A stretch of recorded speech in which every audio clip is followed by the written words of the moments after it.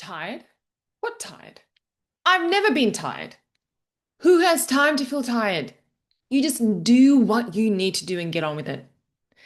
This was a response that I got from my mother when I asked her if she ever felt exhausted and tired from raising us three cheeky monkeys and working full time. And yes, even though she had the help and support from my father and from my grandparents, as a migrant woman in a Western country, having to work full time and raise three kids, I was really curious to hear and understand what was her lived experience. Because I explained to her that when I speak to a lot of my friends who are raising children, one children, two children, three children, five children, the one thing that I hear all the time from my friends is how constantly they are feeling tired and exhausted. And so it prompted me to ask her, did you feel exhausted and tired? And what did you do? And she literally laughed and scoffed at me, not to dismiss their experience and their lived emotions, but from the context of, what do you think? You think that I had a choice? Do you think that I still have a choice? This was her lived experience. And so, as a result of that conversation, whenever I hear people at conferences or on the internet say, get enough sleep, stop working 50-hour weeks, rest, prioritize yourself, set boundaries at work, get better at delegating, and so on, about all the hacks and habits and tricks and tips that we can put in place the word just to prevent. There we go, to prevent burnout. I literally roll my eyes and I roll my eyes hard. And here is why. Well, first of all, the brain and the body connected. If you don't know all the ways that the brain and body are connected, the two simple ways that we can understand that is through the vagus nerve that runs from the base of the brain throughout the body. And this is why if you experience nervousness, you might get physically sweaty hands, you might feel butterflies in your, not buttons, butterflies in your stomach. Your head might start spinning. You might feel like you want to physically vomit.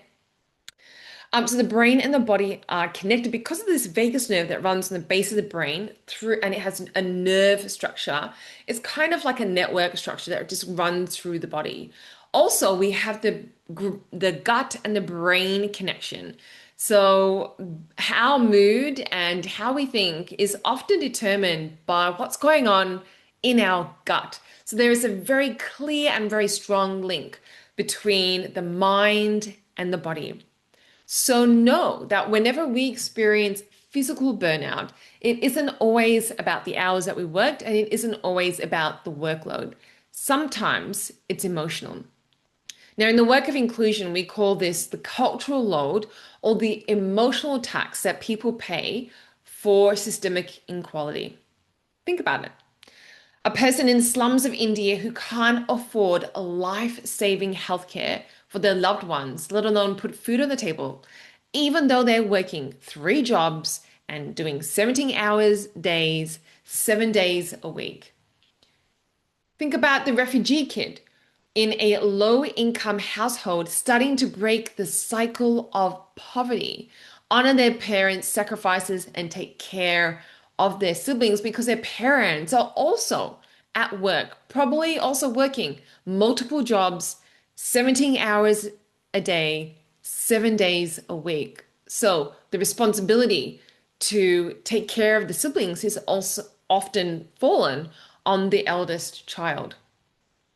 Think about the migrant person who works full time but is studying at university part-time to better their skills, to get a better prospect of a job, and is also Ubering, is an Uber driver at any chance and opportunity that they get in between working full-time and studying part-time at university because they have a responsibility to send money back home. Think about the single mother or single parent who is holding it all down, working full time and raising their kids full time with zero support from their neighbors, community, let alone family and friends. Reflect and think about a trans person who is struggling to get work because of the judgment, the biases, and discriminations that they experience, let alone having to deal with all the whispers and looks that follow them when they attend job interviews. Reflect and think about the disabled person who has to constantly, consistently fight for their rights, advocate for their needs everywhere they go. Reflect and think about the neurodivergent person who is performance managed at work for having their headphones on, even though the quality of their work is standout, is of a high quality. Reflect and think about a young Black person who is always looking over their shoulder when they drive home from work, with anxiety constantly spiking every time they see a police car or hear a siren. Reflect and think about a First Nations person who is told, not asked, to carry the cultural load through taking on the work of a reconciliation action plan, even though it is completely outside their role and responsibilities, outside of their job description. So burnout isn't just about workload or the hours worked. It's the workload plus systemic inequality. It's the emotional burnout that comes from navigating the world on top of the work that you love. You see, the work is energizing. We love the work. It's everything else that burns us out. And so for most of us, burnout isn't optional. It actually comes with existence. It's not something that we can work through with enough boundaries, rest, or sleep. And so when people ask me how I've achieved everything that I've achieved at the age that I'm at, I say, I have no choice. My parents made sacrifices to give me opportunities. The least that I can do is to leverage those opportunities to build on them. Because this is about showing respect to my parents. This is not about hustle. And this is not about success at all costs or success to prove a point. As a woman and as a person of color, success is not a luxury, and it most certainly is not an option. It's survival. So I'm not advocating for hustle culture, and I'm not saying that if you experience burnout, that your feelings or your lived experience is invalid. And I'm certainly am not saying that burnout should be accepted in the workplace. What I am offering is an alternative perspective for the many folk who are often excluded from the mainstream burnout conversation. So the intent of this thought piece is to explore a different angle and context of burnout to widen and deepen our perspective, to therefore reflect on our own lived experience of burnout in the context of workplace culture. Because for us, the conversation around burnout isn't something we even get to entertain. There's no room for many folk for exhaustion or tiredness. Chronic fatigue is actually part of our daily lives, and hustle often means survival. Just ask one of my many aunties who fled war-torn Sri Lanka about burnout. They'll laugh at your face, roll their eyes really hard, and say, "What burnout? What are you talking about? Burnout doesn't exist. This is life."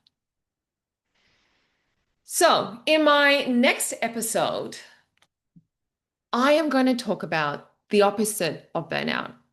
I'm going to share a different perspective, a different angle, a different context around self-care. If this is burnout and what we know burnout to be for many folk, and particularly for many folk that are often excluded from mainstream burnout conversations, well, then you are not going to want to miss what I have to share about real self-care and what real self-care in the context of workplace culture can look like for all of us. Thank you so much for listening to this episode, to this session. I'd love for you to reach out to me if you would like to hear some more perspectives around burnout culture. If you are experiencing a bit of tension or a bit of conflict around these conversations around burnout, I'd love for you to reach out to me and send me an email at hello@winitha.com. And if you would like to, on a completely different note, if you would like to reach your goals for 2026, if you would like to reach those goals with meaning, with impact, with a sense of purpose, with a sense of fire in your belly, then I encourage you to reach out to me via email again at hello@winitha.com. And lastly, if you would like to bring this conversation to your workplace through a lunch and learn, through a keynote at a team offsite or a leadership strategy day or planning day, or to a board meeting or to an event or a conference, if you would like to widen and deepen your audiences or your team members or your leaders' perspective on these conversations that we're having on workplace culture, on the conversations that we're having around change and leadership, they encourage you to get in contact with me at hello@winitha.com about how I can help shift perspective, but importantly, encourage, inspire, and motivate a greater sense of agency and accountability in your team members and within yourself as well through a keynote. I look forward to hearing from you.